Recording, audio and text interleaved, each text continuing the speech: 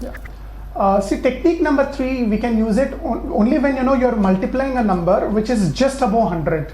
So over here you can see on the screen, I have this number 104 and I have to multiply it with 103. The second problem that I have is 107, I'm multiplying it with 106. The third problem is I'm multiplying 103 with 102. So what I should do is, I should just draw two blanks. So the first blank is multiplication of the units digit. So 4 into 3 will give me 12. So 4 into 3 is 12. Fine. Now for this part, what I should do is, I have to take the whole number, that is 104, and then I just have to add it with this particular number, that is 3. So 104 plus 3 will give me 107. So answer is 10712. So let's take the other problem that we have here. So what should I do? I just have to draw two blanks. I have to just multiply the units digits. So 7 into 6 will give me 42. Now for this component, what I should do is, I have to take this number, that is 107, and then I have to add it with this number, that is 6. So 107 plus 6 is 113. Answer is 11342. Now let's take the third problem. So what should we do? We should just draw two blanks. Now this part is nothing but multiplication of the units digit. So 3 into 2 will give me 6, but you should be careful over here. When you write 6, you should make sure that you're writing 0 in front of it, because whatever number we get here, it should be what is called a 2-digit number. I'll also explain for this. Now for this part, what I have to do is, I have to take this whole number, that is 103, and I have to add it with this number, that is 2. So 103 plus 2 is 105. So my answer is 10506. Now suppose say you did a mistake wherein 103 into 102, say 3 into 2, when you multiply you get 6. And for this component, you know that you have to take the whole number, that is 103, and then you are supposed to add it with this number, that is 2. So 103 plus 2 is 105. Suppose you do this mistake, say on the day of an exam, then how do you cross check? Very simple. When I take this number 103 and when I multiply it with 10, I get 1030. Please observe, I get a 4-digit answer. But let's be very practical. Now in this case, I have a number that is 103 and I'm multiplying it with 102. So even if I take 103 and multiply it with 100, I get 10300. That is, I get a 5-digit answer. So for sure, I will know that my answer should be a 5-digit answer and not a 4-digit answer which I got here. So 1056 is wrong. So all I need to do is, I just have to include 10 before it, and then I get an answer which is nothing but 10506. So please remember that you can use this technique only when you are multiplying a number which is just above 100.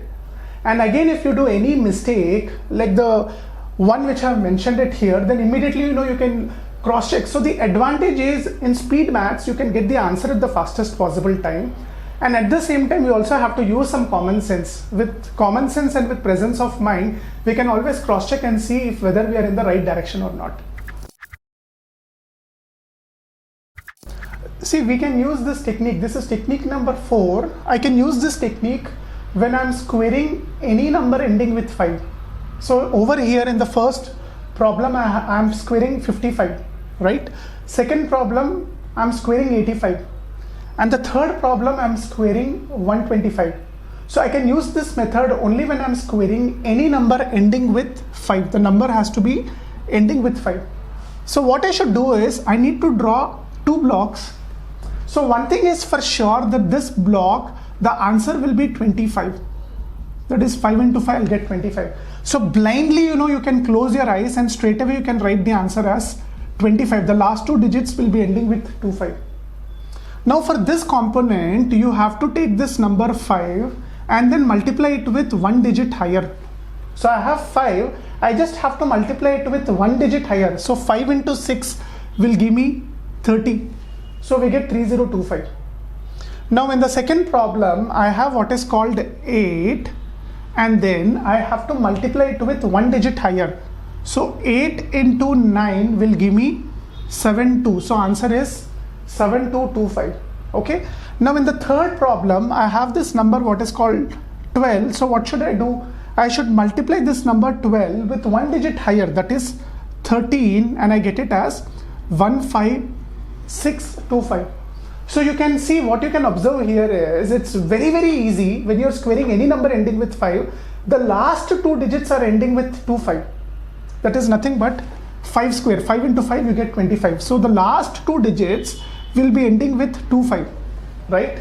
And then this particular component that is there, what you should do is you have to take this number 5 and multiply it with one digit higher. So 5 into 6 gives you 30, and over here also what we have done is I have taken this number 8 and I have multiplied it with one digit higher. So 8 into 9 is giving me 72, and for the third problem also I did the same, wherein I took this number 12, I multiplied it with one digit higher, that is 13. So 12 into 13 gives me 15625. Thank you.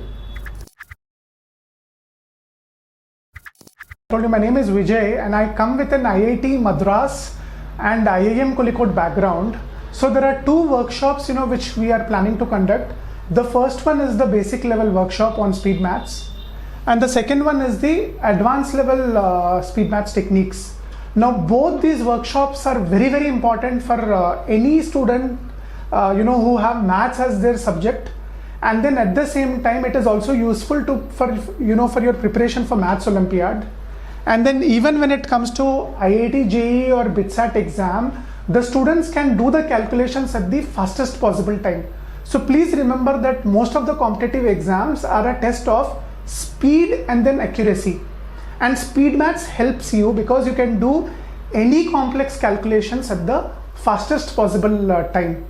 And other than these four exams, if you look at any competitive exams, even if you look at the groups level, if you look at the what is called the IAS and then the IPS level exams, where you have maths, to any competitive exams, even say if you consider GMAT, these techniques are very effective and it is useful.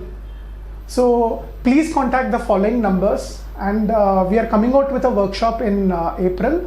There are two workshops which we are planning. So one workshop will be in English and the other workshop will be in Telugu. Both these workshops the focus is on the basic level workshop, and the workshop will be a one-day workshop which starts at 9 AM in the morning and it is till 6 PM in the evening, and we'll be conducting it in a star hotel. So it would include materials. We will also be giving you a certificate from our side. There will be a tea and a coffee break in the morning with cookies, and then followed by lunch, and again in the evening there will be a break with tea and coffee followed by cookies. So looking forward to meet you all soon. Thank you.